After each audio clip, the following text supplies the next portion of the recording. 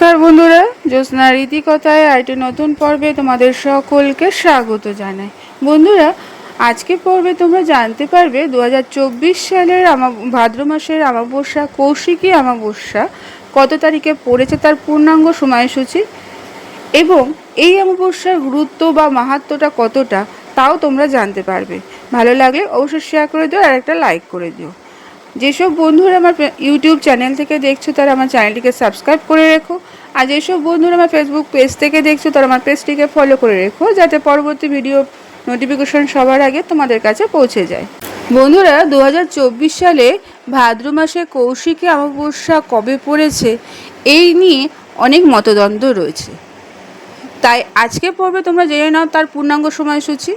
কারণ আমরা তো জানি এই অমাবস্যা ভাদ্র মাসে পালন করা হয়। এই পুজোকে ঘিরে অগণিত মানুষ চলে আসে নানা ধামে, তার মধ্যে একটি হলো তারাপীঠ। সাধক শ্রী বাবা খাপার আরাধনার স্থান হচ্ছে তারাপীঠ। তাই 2024 সালে কত তারিখে পড়েছে এই অমাবস্যা তা অনেকেরই জানার আগ্রহ রয়েছে। তাই আজকে পর্বে তোমরা জেনে নাও যে কত তারিখে পড়েছে, তার নিশি পালন কখন হবে, এই সমগ্র তত্ত্ব তোমরা পুরো বিস্তারভাবে জানতে পারবে। কথিত আছে দেবী কৌশিকী হলেন আদ্যাশক্তির মহামায়ার এক রূপ। এই কৌশিকী অমাবস্যায় শুম্ভ নিশুম্ভ নামে দুই অসুরকে বধ করেছিলেন দেবী। এই দুই অসুরের কাছে ছিল ব্রহ্মার বরদান। তিনি নাকি বলেছিলেন কোনো অজনী সম্ভবত নারী তাদের বধ করতে পারবেন। আর কৌশিকা থেকে সৃষ্ট কৃষ্ণবর্ণ দেবী এই দুই অসুরকে বধ করেছিলেন।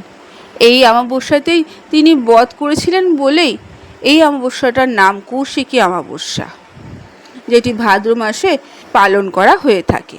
কৌশিকী অমাবস্যা 2024 সালে শুরু হচ্ছে 15ই ভাদ্র 1 সেপ্টেম্বর রবিবার ভোর 5টা 7 এবং শেষ হবে 17ই ভাদ্র মঙ্গলবার 3রা সেপ্টেম্বর সকাল 6টা 31। সেই হেতু এই অমাবস্যার নিশি পালন হবে 2রা সেপ্টেম্বর 16ই ভাদ্র।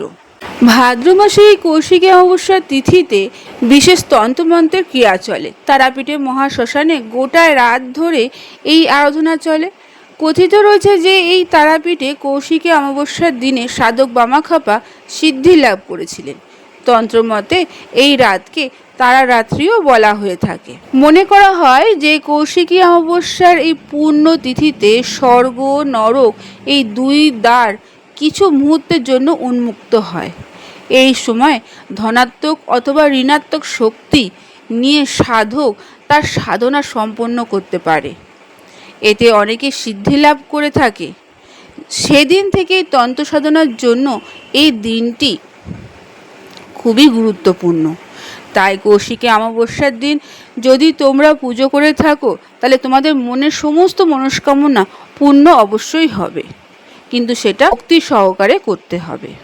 আজকের পর্বটি এখানে আমি শেষ করলাম।